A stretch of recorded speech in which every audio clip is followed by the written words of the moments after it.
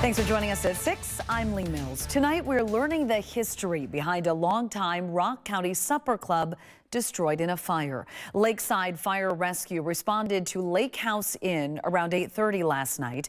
WMTV's Cameron Kelly has been following the story closely. And Cameron, tell us what you've learned about this community staple. Lee, after we learned that the building was a total loss, I reached out to the Wisconsin Historical Society, who told me Lake House Inn is not listed on the state or national register of historic places. However, I learned facts about that community staple. Now, before that land was purchased, the Winnebago band of natives lived in the village. The inn was built in 1834, and it has an Italian architectural style. Now let's take a look at your screen here. Here is the inn in 1874.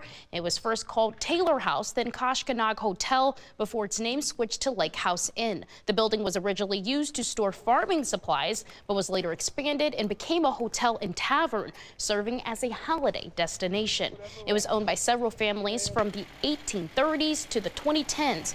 A resident in the area said the establishment will be missed. I mean, it would be wonderful if they can rebuild. It would probably take a long time, a lot of resources to do it.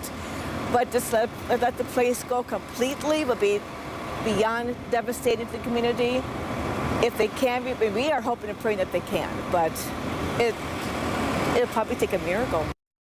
Now, the cause of the fire is under investigation. Lakeside Fire Rescue crews told us they will remain unseen until the end of the day. Live in studio, Cameron Kelly, WMTV 15 News.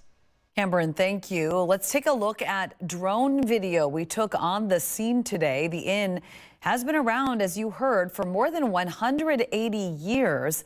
Lakeside Fire did ask for additional help from other agencies, and those firefighters worked overnight to get the fire under control.